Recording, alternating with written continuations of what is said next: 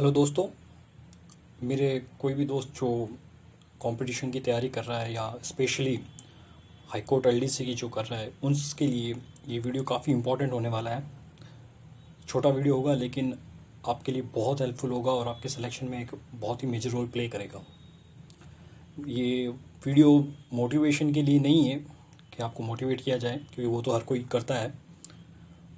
इस वीडियो में मैं आपको जो प्रैक्टिकल बातें हैं वो बताने वाला हूँ, जो आपको रियलिटी में आपको एग्ज़ाम में हेल्प करेगी और आपके सिलेक्शन के अंदर आपको सिलेक्शन में ये काफ़ी हेल्प करने वाला है। इसलिए इस वीडियो की एक एक बात को काफ़ी गौर से सुनना और उसको इम्प्लीमेंट भी करना, तब आपको मालूम पड़ेगा कि कितना हेल्पफुल होगा ये वीडियो आपके लिए।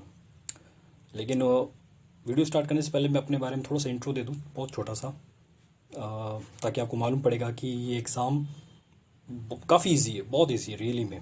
मेरे ख्याल से तो ये गवर्नमेंट जॉब लेने के लिए सबसे इजी एग्ज़ाम है।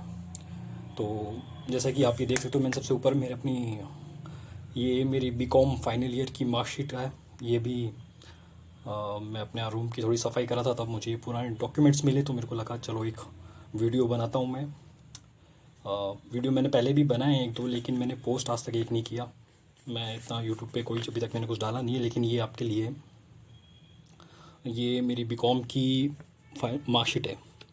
इसमें आप देख सकते हैं कि ये मेरे फर्स्ट ईयर में 266 मार्क्स, सेकेंड ईयर में 266 मार्क्स और थर्ड में तो पूछो मत, सिर्फ 38 मार्क्स है मेरे, 38%, 231 टोटल मेरे आपको मार्क्स दिख रहे हैं। तो ये मेरे बने थे 42 मार्क्स से मैंने ग्रेजुएशन की है, जिसमें ये मेरे प्यारा सा ग्रेस भी लगा हुआ है। काफ़ी मेरे मार्कशीट को काफ़ी अच्छे से चार चांद लगाता हुआ एक जी। तो मैंने जो ग्रेजुएशन अपनी की और 42% से विद ग्रेस, तो उसके बाद मुझे लगा कि सरकारी नौकरी का कोई मतलब नहीं है अपने लिए। सरकारी नौकरी तो भैया पढ़े लिखो, ज़्यादा पढ़ने वाले 90% लोगों उनके लिए है, और जनरल कैटेगरी से बिलोंग करने के कारण मुझे तो जो कुछ तो आसपास के लोगों ने भी थोड़ा बोल दिया कि पॉसिबल नहीं है भाई साहब, अपना कुछ करो।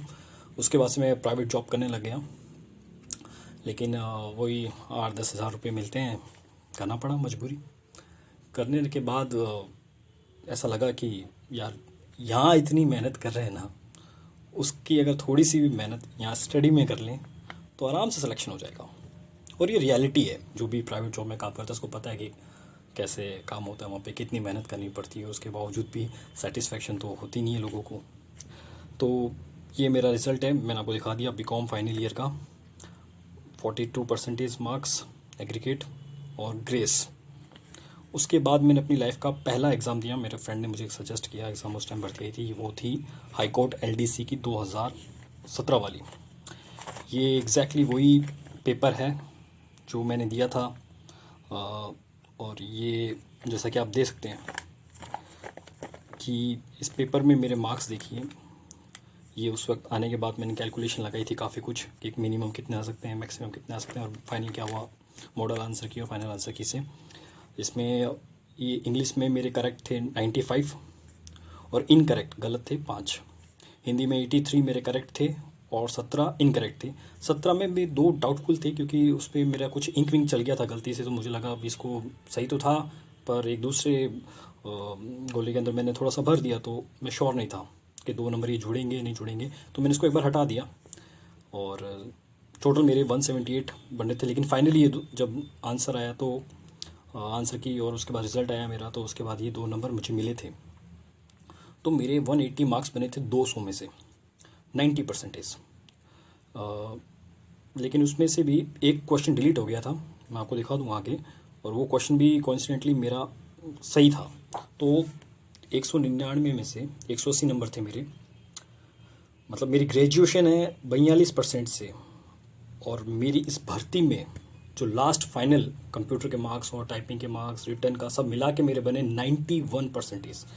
मतलब ये तो डबल से भी ज़्यादा, जो मैं सपने में भी नहीं सोच सकता था। तो ये मेरे मार्क्स बने थे, ठीक है। जैसे इसमें आप देख सकते हैं, यहाँ पे मैं लिखा हुआ है क्वेश्चन नंबर 101 और 161 पे मैंने मिस्टेकनली मार्क कर दिया, थोड़ा सा पेन करते हुए नीचे स्लिप हो गया था उसके कारण, तो पता नहीं काउंट होगा या नहीं होगा, पर बाद में मिल गया था मुझे मार्क्स। तो ये देखिए जैसे कि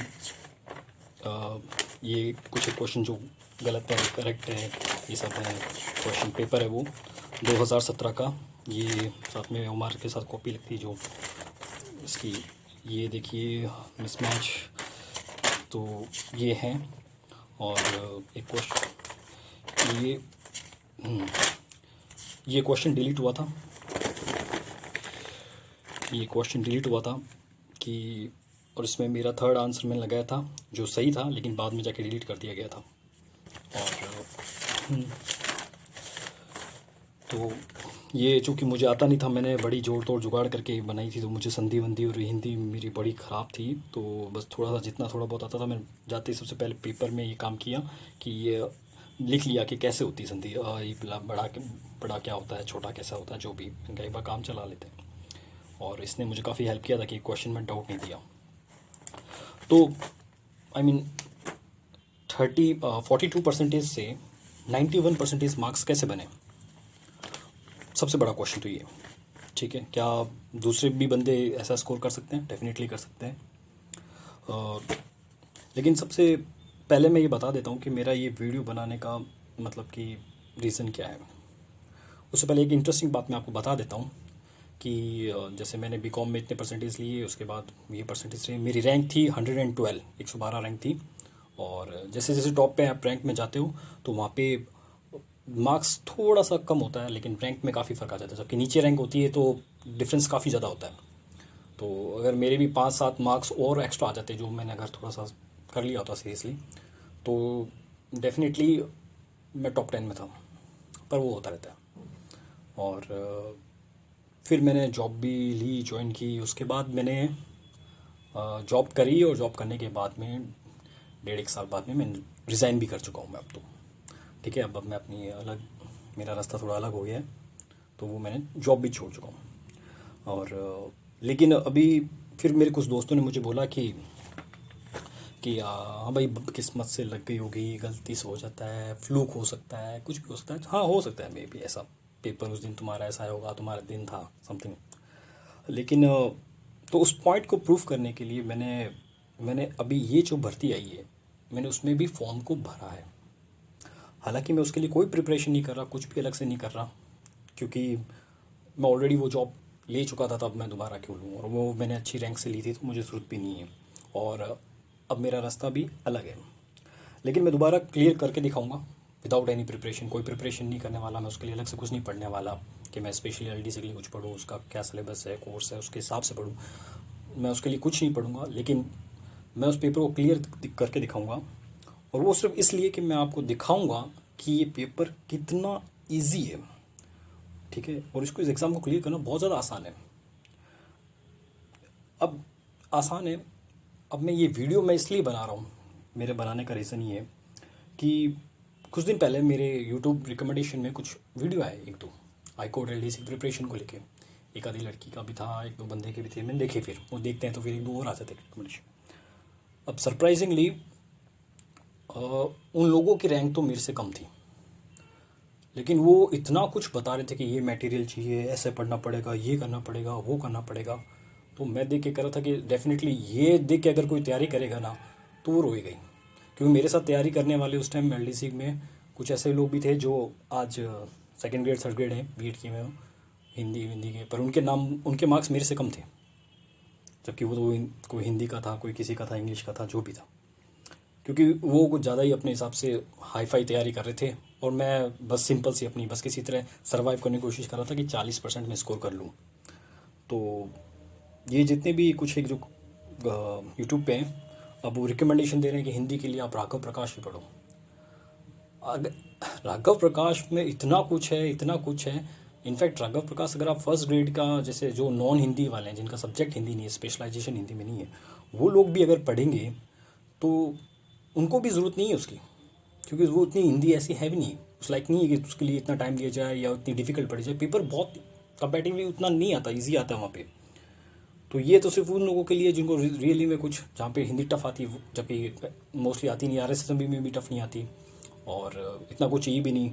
अब आप वहाँ अगर तैयारी करोगे तो पक्की बात है कि आप क्या करोगे, रेड जोन में चले जाओगे। आप ज़्यादा तैयारी करने जाओगे, पेपर में आएंगे क्वेश्चन चिल्लर जैसे, और आप वहाँ फंस जाओगे क्योंकि आपके पास छुट्टा होगा नहीं, आप तो 100 नोट लेके बैठे हो। अब तो ये लोग तो मेरे को चलो समझ में आ गया, हालांकि मैंने कभी कमेंट वमेंट किया नहीं, कुछ ना मैं बोला, क्योंकि मुझे कुछ ज़्यादा मैं इसमें इतना करता नहीं हूँ यूट्यूब पे इतना। तो पर ठीक है, उनकी बात भी मुझे समझ में आई, क्योंकि वो लोग वहाँ पे क्या है कि यूट्यूब पे सिर्फ अर्निंग के लिए, कमाने के लिए, तो उनके वीडियो भी बड़े होते हैं, आधे आधे घंटे के वीडियो होते हैं, और उसमें वो बोलते हैं कि 10 तरह की बुक्स दिखाते हैं, ये राघव प्रकाश की लो, फिर ये लो वो लो, इंग्लिश के लिए ये लो वो लो 4 लो, उसके लिए ये लो, पनोरमा लो, लक्ष्य लो। इतना कर करके एक नॉर्मल स्टूडेंट को वो काफ़ी मिसगाइड कर देते हैं, गुमराह कर देते हैं। अब अगर बंदे उसके हिसाब से पढ़ेगा तो डेफिनेटली आगे जाके उसको प्रॉब्लम होगी, क्योंकि उससे कम पढ़ने वाले, जैसे मैंने बहुत कम पढ़ा था पर बहुत सेलेक्टिव पढ़ा था, और मैंने ज़्यादा पढ़ने वालों से बहुत ज़्यादा मार्क्स लिए थे, क्योंकि मेरे साथ जो हिंदी के जो भी लेक्चरर हैं, उन लोग भी क्वालिफाई नहीं कर पाए थे। ऐसा होता है, कभी कभी होता लगता है कि इजी में क्या करना है, जो हाई फाई है वो करते हैं, बड़े डिफ़िकल्ट चीज़ें जो तैयार करने की कोशिश करते हैं, उस चक्कर में ऐसे होता है। तो क्योंकि ये जो वीडियो देखने के बाद मुझे वही चीज़ याद आई जो मैंने फील किया था जब मैंने कंप्यूटर स्किल का एक टेस्ट दिया था, क्योंकि आगे कंप्यूटर स्किल का टेस्ट होता है। तो मैंने भी यूट्यूब पे देखे, यूट्यूब पे देखने के बाद तो भाई सब ऐसे यूट्यूब पे सब बताने लग गए उस टाइम कि आप ये करो वो करो ये करो। तो मैं भी, एक मेरा फ्रेंड था जो वो भी तैयारी कर रहा था, उसी ने मुझे बताया था, उसने भी फॉर्म भरा था, तो उसके साथ मैंने थोड़ा सा कंप्यूटर का करने लगा। उसको कंप्यूटर का अच्छा नॉलेज है, तो हम तो MS वर्ड में सब चीज़ें करने लगे, सारी चीज़ें ऑलमोस्ट, मैक्रो धैक्रो सेट करना, ये सब कुछ करना। फिर लकीली मुझे एक बंदा मिला, एक यूट्यूबर का एक बंदा था, और अच्छा बंदा था, जेन्युइन था, और कोइंसिडेंटली वो मेरी सिटी का था, तो मैं उससे मिला। उसने एक बात बोली, और वो बहुत सही बात बोली, उस लाइन ने बहुत हेल्प की। वो लाइन इसने ये बोली थी कि ये जितने भी यूट्यूब पे जितने भी ये होती है ना, ये बता रहे ना, वैसा कुछ नहीं आने वाला। पेपर में बहुत सिंपल आएगा पैटर्न इसका, कि ये आएंगे कि इस टेक्स्ट को बड़ा कर दो, फ़ॉन्ट साइज बढ़ा दो, कलर इसका चेंज कर दो, राम को श्याम से रिप्लेस कर दो, बोल्ड कर दो, इटैलिक कर दो, सब ऐसा, इतना डिफिकल्ट नहीं आने वाला। तो फिर मैंने भी उसकी एडवाइस लेके फिर उतना ही किया, ज़्यादा लगाया नहीं, मैंने कहा ठीक है। और एग्जैक्टली में पेपर भी वैसा आया, बहुत सिंपल, ऐसे ही आता है वहाँ पे पेपर हमेशा, बोल्ड कर दो, इसको टैली कर दो, इसको रिप्लेस कर दो, ये कर दो वो कर दो। मेरे कंप्यूटर के अंदर 50 में से 50 नंबर थे, पूरे 100 नंबर, मतलब पूरे 100%, मैंने एक नंबर भी नहीं छोड़ा, इतना था। लेकिन जो मेरे साथ कुछ बंदे जो भी बाद में ज्वाइनिंग लगे, मैं उनसे मिला, मेरे साथ जो बंदे थे पोस्टिंग हुई उनकी, उनमें से कई तो इंजीनियर थे ये कंप्यूटर में, ये वो, जब मैंने उनसे बात की तो उन्होंने बताया कि उनके 46 बने, क्योंकि उन्होंने सिली मिस्टेक कर दी। उनको सब कुछ आता है, मुझसे भी बहुत ज़्यादा आता है, लेकिन उन्होंने सिली मिस्टेक कर दी। और ऐसे ही होता है, जब ज़्यादा हम ज्ञान लेते हैं तो बहुत सिली मिस्टेक्स कर देते हैं। तो ऐसा ही कुछ हुआ। तो उसके बाद कहने का मतलब ये है कि ये जो कंपटीशन है, सीरियसली बता रहा हूँ मैं आपको, मेरी एक बात में जो सच्चाई है 100%, मैं वो आपके साथ शेयर कर रहा हूँ। क्योंकि जो भी बंदे हैं, अभी भी कुछ बंदे हैं जो तैयारी कर रहे हैं, वो भी ये बोलते हैं कि ऐसा करना पड़ेगा, ट्यूशन जाना पड़ेगा। हाँ, बाकी एक इंटरेस्टिंग चीज़, एक बात बताना मैं भूल गया आपको, कि मैंने कोई कोचिंग नहीं की थी, क्योंकि मेरे पास टाइम भी नहीं था। मैं प्राइवेट जॉब कर रहा था, और मेरा फ्रेंड था जो था वो कर रहा था ज़रूर। और मुझे याद है उस टाइम, ये 31 मार्च 2017 को एग्ज़ाम हुआ था इसका, और उस टाइम मेरी मदद की थी सिर्फ मुकेश अंबानी का जियो वाला पैक था बस मेरे पास। वो 309 रुपये का रिचार्ज था उस टाइम, 3 महीने का, या फिर फ्री था वो मैंने कहा मेरे लिए आया शायद, ताकि फ्री था तो मैं उसको आराम से नेट पे देखता था, करता था, और उससे थोड़ी बहुत स्टडी की।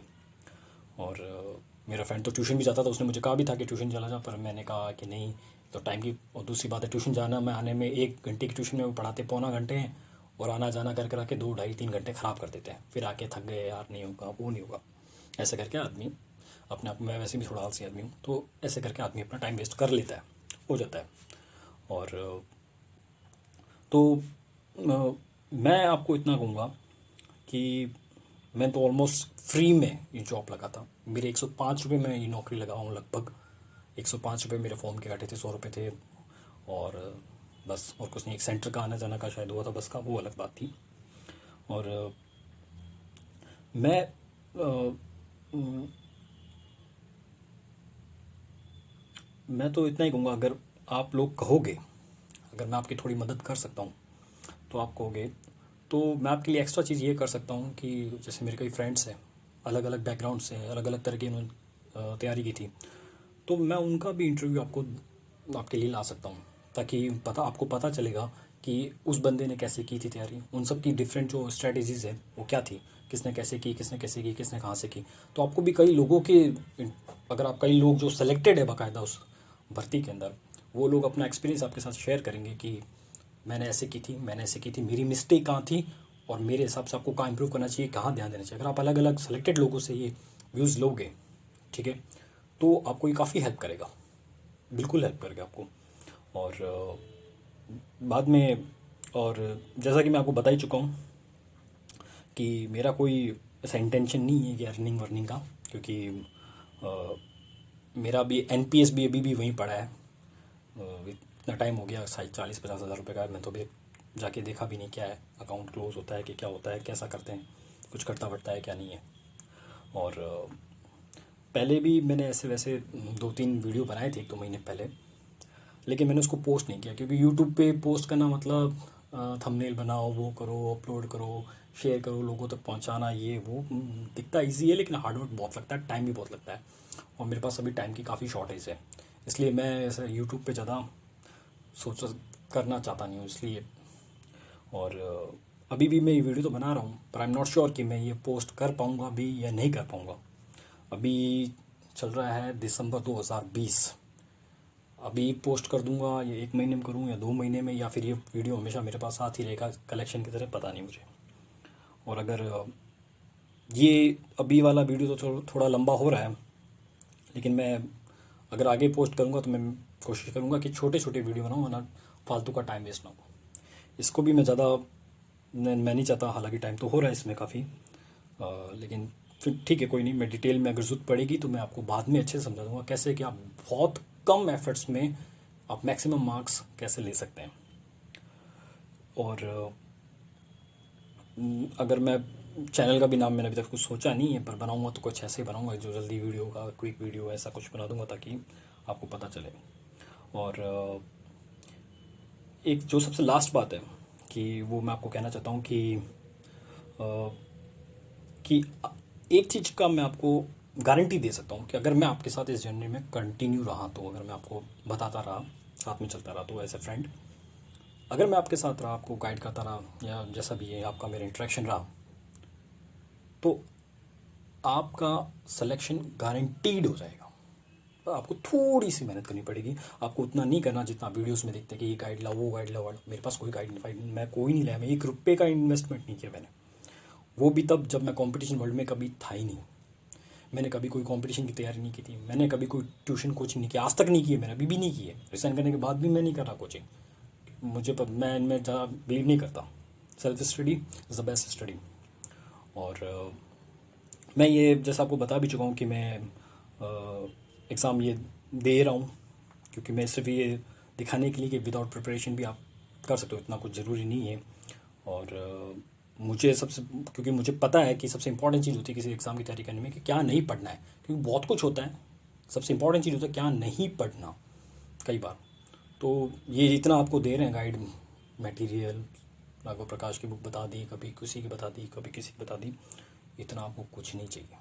मैं भी आपको दिखाऊंगा थोड़ी देर में, मेरा जो मैंने किया एकदम शॉर्ट में दिखाने की कोशिश करूँगा, बाद में कभी ज़रूरत पड़ेगी तो डिटेल में बताऊँगा।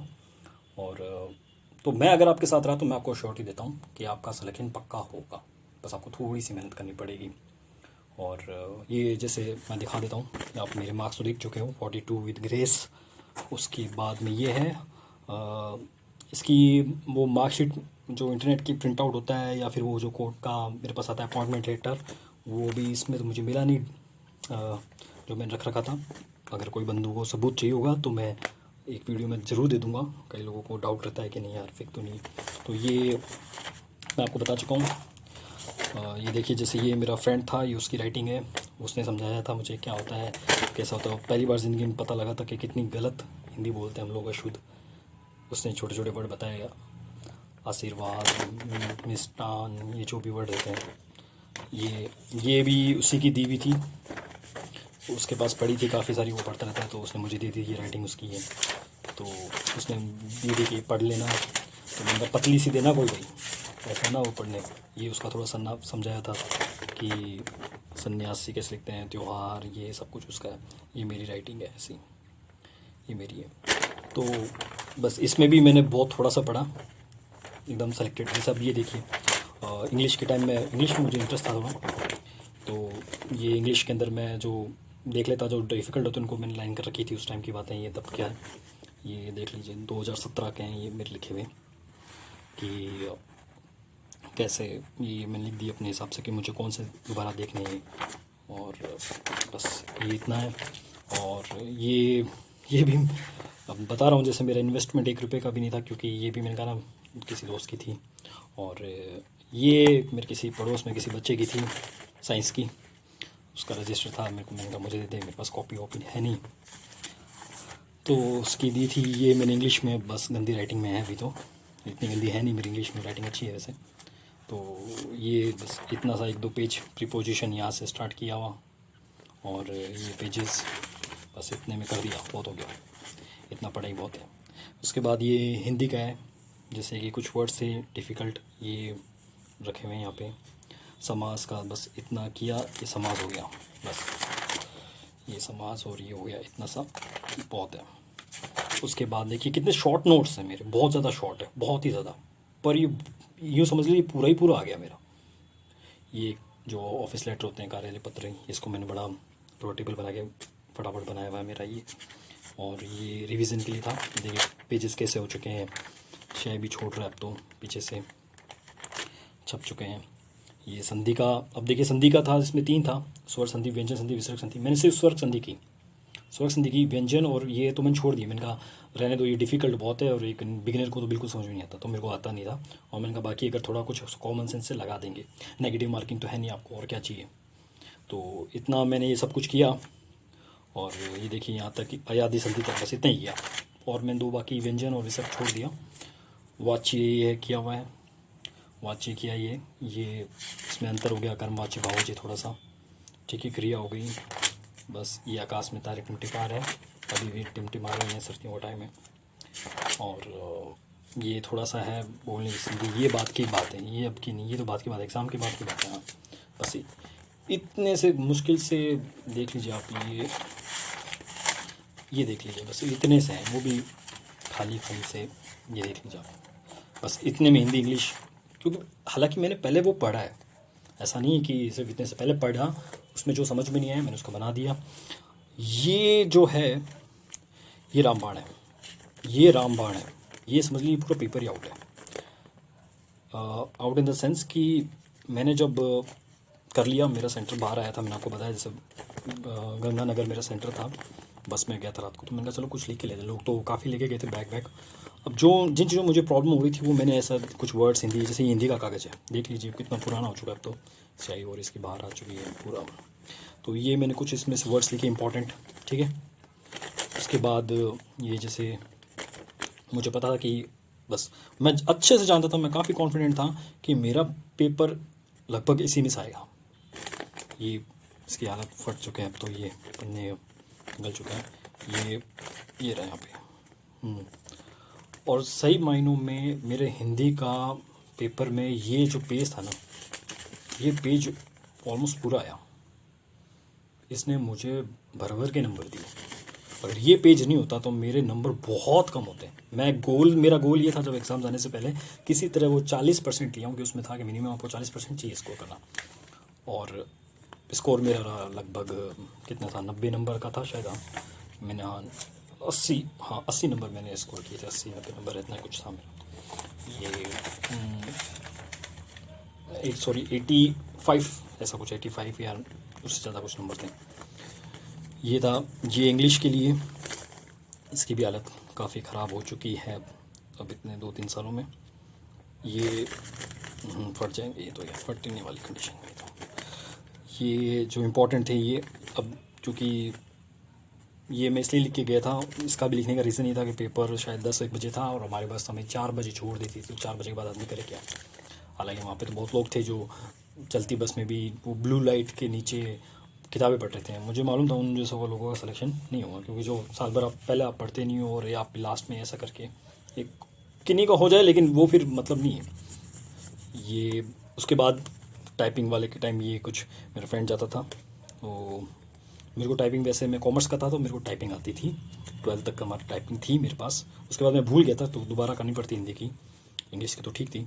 तो मैंने हिंदी इंग्लिश दोनों चूज़ की थी। कई ज़्यादा उस टाइम ये ऑप्शन था कि आप या तो सिर्फ हिंदी कर लें या हिंदी इंग्लिश दोनों कर लें।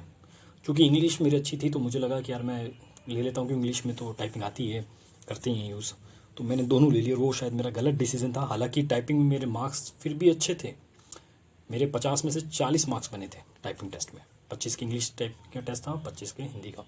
लेकिन मुझे लगता है अगर मैंने सिर्फ हिंदी किया होता तो मैं 100% मैं टॉप 10 में था, 100%। तो ये वो जहाँ ट्यूशन जाके आता था उससे, वहाँ पे उसने मुझे कॉपी करके दिया, उसने मेरे को काफ़ी हेल्प की। ये भी उसने ला के दिया मुझे। और ये दिखा रहा हूँ मैं अब आपको, स्किल टेस्ट के लिए ट्यूशन में बड़े बड़े ट्यूशन सेंटर थे यहाँ पे, जो जिसने उन्हें उसको ये दिया गया था कि देखिए ये स्किल टेस्ट के लिए ये ऐसे करके काफ़ी टफ मटेरियल दिए जाते थे कि ऐसा बनाओ वैसा बनाओ कंप्यूटर स्क्रीन में। और बेवकूफ़ एक नंबर का बनाते हैं लोग। यूट्यूब पे भी मैं देख रहा हूँ, यहाँ पे भी देख रहा हूँ। पेपर में ऐसा कुछ भी नहीं है। कुछ बंदे ऐसे, काफ़ी बंदे थे इनफैक्ट, जिन्होंने मतलब कि बाद में कंप्यूटर कभी ज़िंदगी में हाथ नहीं लगाया था। खासी काफ़ी जो जैसे अपने गांव साइड से हमारी जो बहनें होती हैं, तो वो कभी कंप्यूटर को चला नहीं पाती, मौका नहीं मिलता, तो उन्होंने को तो आता ही नहीं था, लेकिन उन्होंने भी सीखा, किया, और उन्होंने बहुत अच्छे मार्क्स लिए आराम से स्किल्स में। जैसे कि आराम से कोई दिक्कत नहीं हुई, क्योंकि बहुत इजी पेपर होता है। ये तो सब झूठा अपने दिखाने के लिए, ताकि आप लोग हाँ डरा दें छोरा, क्योंकि लड़का डरा रहेगा तो ठीक है, ट्यूशन फीस आती रहेगी, हज़ार हज़ार रुपये लूटते रहते हैं स्किल टेस्ट का बैच के नाम पे। ये वो ये देखिए, ये कुछ भी नहीं, ऐसा कुछ भी नहीं आता। सिर्फ आता है ये लाइन दे देंगे आपको, बोल देंगे इसमें मेक है, इसका फ़ॉन्ट चेंज करके 20 कर दो, 12 कर दो, अंडरलाइन कर दो, बस इसको कर दो, दिस को रिप्लेस कर दो डेट्स, बस ऐसा कुछ। कुछ नहीं ऐसा, ये कुछ भी नहीं ऐसा। कितना टफ देते हैं ये देखो। ये अलग अलग ट्यूशन्स के हैं उस टाइम के, जो मेरा फ्रेंड लेके आया था, उसने मुझे कॉपी दी थी। ये ऐसा लगभग आपको मैं बता सकता हूँ इस तरह का आता है, जैसे कि highlight to all we words from paragraph. जहाँ जहाँ वी इनको सेलेक्ट कर लो, हाईलाइट कर लिया। हालांकि इतना भी नहीं, वो कहेगा इस लाइन में इतना कर लो। डबल स्ट्राइक थ्रू, और ये इतना भी नहीं पूछते। ये तो यहाँ तक भी नहीं जाएंगे, वो मामूली पूछते हैं फॉन्ट को कर दो, ये कर दो। तो मटेरियल तो पड़ा है मेरे पास। ये जैसे इंग्लिश का था, अब ये दिया हमें, जो मुझे फ्रेंड ने दिया था कि वहाँ पे ऐसे आपको लिखनी है एप्लीकेशन, और कुछ नहीं लिखना होता, कोई एप्लीकेशन नहीं लिखनी होती ऐसी, कॉरिजेंडम और ये कुछ नहीं है। ये मेरा वो टाइपिंग का लिए दिया था, ये मात्रा और लोगों के हैं ये। इसके अलावा जैसे ये मैंने आपको दिखाई दिए, ये सब कुछ है। तो इन शॉर्ट जो लास्ट बात है वो यही है कि पेपर बहुत ईजी है। इनफैक्ट मैं तो ये कहूँगा कि जितने भी गवर्नमेंट एग्ज़ाम्स में होते हैं उनमें ये सबसे इजी एग्ज़ाम है, सबसे इजी। कोई मैंने इनफैक्ट कोई खास तैयारी भी नहीं की। जैसे मैंने आपको मेरा शेड्यूल बता दिया, आपको ये था, और मैं उतना, हालांकि उस टाइम तो मुझे पहले लग रहा था कि नहीं यार चांस नहीं है अपना, हम लोग सभी लोग ऐसा थोड़ा नेगेटिव ही सोचते हैं। लेकिन उसके बाद ये था कि चलो किसी तरह 40% स्कोर कर लेते हैं तो कुछ काम हो जाएगा, शायद ही हो जाए, चांस हो जाए, देख लेते हैं। और चूँकि सेंटर बाहर आया था तो मुझे थोड़ी सी उम्मीद ज़्यादा भी थी, कि मुझे मालूम था कि सेंटर बाहर आएगा तो 50% लोग नहीं जाएंगे। पर अब पता लगा कि वो तो वैसे भी नहीं जाते, फॉर्म जितने भरते हैं उसमें से 50% तो वैसे भी नहीं जाते, सिर्फ कहने की बात है। तो अब मैं पूरा श्योर तो नहीं हूँ, मैं वीडियो पोस्ट करूँगा या आगे कभी कर दूँ मूड हुआ तो। और मैंने जैसे आपको बता दिया, ज़रूरत होगी तो शायद मेरे दूसरे साथी जो है कैंडिडेट है उनका भी आपको इंटरव्यू दे सकता हूँ, ताकि आपको पता चले कि कैसे डिफरेंट स्ट्रेटजीज़ होती है जो आपको हेल्प कर सकती है। और लास्ट में कि, और अगर मैं इसको पोस्ट भी करता हूँ वीडियो को, तो आगे मैं और भी पोस्ट करूँगा वीडियो या नहीं करूँगा, गाइडेंस को कंटिन्यू करूँगा या नहीं करूँगा, वो डिपेंड करता है आप लोगों पर। कि अगर, क्योंकि मैं ज़्यादा शेयर वेयर और ये देखो मैं कर नहीं सकता, ठीक है, क्योंकि मेरे पास टाइम की रियली में बहुत शॉर्टेज है। मैं अपने खुद की लगा हुआ हूँ। यहाँ पे कुछ ट्यूशन्स हैं जो अभी शुरुआत हुई है, उन्होंने भी मुझसे कहा था कि आप ट्यूशन्स का मुझे आया था ऑफ़र ट्यूशन पढ़ाने के लिए। एक बार मैंने भी सोचा कर देते हैं, क्योंकि कई लोग बोलते हैं ट्यूशन कराते हैं तो रिवीजन हो जाता है, आपका बेसिक स्ट्रॉन्ग हो जाता है, फ्ला लेकिन मतलब नहीं है। कुछ चंद रुपयों के लिए 1 घंटे का पढ़ाने के नाम पे वो पहले प्रिपरेशन करवाते हैं, ये करो वो करो, लेसन प्लान करो, ब्ला, फिर आना जाना 1-1.5 घंटा क्यों ख़राब होते हैं, ऐसे करके फिर वो थक जाते हैं, आधा दिन पूरा दिन निकल जाता है। तो भाई अब ये 8 के चक्कर में 60 नहीं देना, थोड़ी सी रुपयों के लिए या इसके लिए फिर आगे का करियर पूरा ख़राब हो जाता है। ये अक्सर हम कर देते हैं, जिनके पास मजबूरी उनका अलग बात है। तो मैं टाइम वेस्ट थोड़ा अफोर्ड नहीं कर सकता, और इसलिए शेयर तो मैं, अगर आप लोग शेयर वेयर करेंगे या कुछ ज़्यादा ठीक ठाक लोग देखेंगे जो सीरियस भी होंगे तो ठीक है, मैं उनको गाइड कर दूंगा, कोई दिक्कत नहीं, मेरे भाई बंधु हैं। और अगर ज़्यादा कोई नहीं होगा व्यूज़ और कुछ लोग देखने के नहीं है तो फिर दोबारा इतनी साफ़ सफाई करने का कोई मतलब नहीं है। दीपावली पे साफ़ सफाई करेंगे। तो दोस्तों, जो भी हो, आप अपने कमेंट के थ्रू मुझे बताइए कि कैसा आपको लगा, क्या लगा, क्या मेरा वीडियो ऑलमोस्ट आधा घंटा आपका ख़राब किया या आपको वैल्यूबल था। और अच्छा लगे तो do like it, share it, comment it. आपके रिस्पॉन्स पे देखते हैं, दोबारा मिलते हैं, जल्द कोशिश करते हैं। और नया साल आने वाला है, पता नहीं अगर मैं पोस्ट करता हूँ तो नया साल होगा। और वैसे जाने से पहले एक चीज़ मैं आपको और दिखाता हूँ, ये मेरा जो रूम है पहले का, तो ये आपको मैं दिखाता हूँ। जैसे कि ये अभी तो फ़िलहाल तो कंडीशन ये है, मैप वैप लगा हुआ है। और ये पहले भारत का पुराना मैप है मेरे पास, अब तो मैंने नया लगा लिया है, नया ख़रीद लिया, चेंज हो गया। वो पहले का था उस टाइम जब मैं प्रिपरेशन कर रहा था हाई कोर्ट LDC की। और तब ये भी किसी का पुराने भाई साहब का दिया हुआ था, पुराना ही चला रहा था। ये तो जॉब लगने के बाद जब मैं गया पोस्टिंग पे तब मैंने वहाँ ख़रीदे थे, और ये लेके आया। तो उस टाइम ऐसा था कि हाँ RS का कुछ करते हैं तो। और ये राजस्थान हाई कोर्ट का जो हमें मिलता था कैलेंडर ये लगा रखा 2019 का है मेरे पास, ठीक है। और थोड़ा सा और दिखाता हूँ मैं आपको। ये देखिए, मैं सिलेबस लगाता था, ये उस टाइम का सिलेबस है।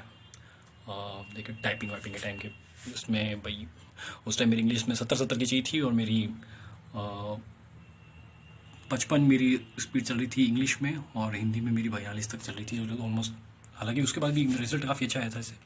और ये देख सकते हैं आप, सामान्य कार्यालय पत्र, और ये, और वैसे इस मैप के पीछे है असली चीज़ें तो, क्योंकि अब तो मैंने इसको मैप से ढक दिया, वरना जब मैं प्रिपरेशन करता था तो थोड़ा सा दिखा देता हूँ मैं आपको। ये देखो,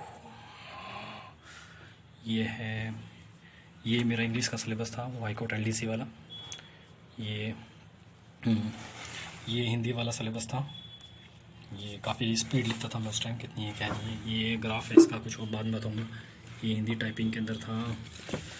ये हमारा 2018 का जो कैलेंडर था ज्वाइनिंग के बाद का हाई कोर्ट का, ये इसमें जो रेड मार्क लग रहे हैं आपको वो सब छुट्टी वाले दिन है, क्योंकि हम वेट करते थे कब छुट्टी आए और घर जाएं। ये जैसा दिखाता हूँ आपको, ये रहा 2018 राजस्थान हाई कोर्ट ईयर 2018। तो और भी कुछ डिटेल होगी तो मैं डेफिनेटली शेयर करूँगा, थोड़ा टाइम मिले तो मुझे। और आप लोगों के रिस्पांस पे डिपेंड करता है कि आपको पसंद आता है या नहीं आता है, जो भी है। तो अपना टाइम देने के लिए बहुत बहुत धन्यवाद। नए साल का आपको हार्दिक बधाई एडवांस में, अगर आप मैं दिसंबर में पोस्ट कर रहा हूँ तो। Okay, bye.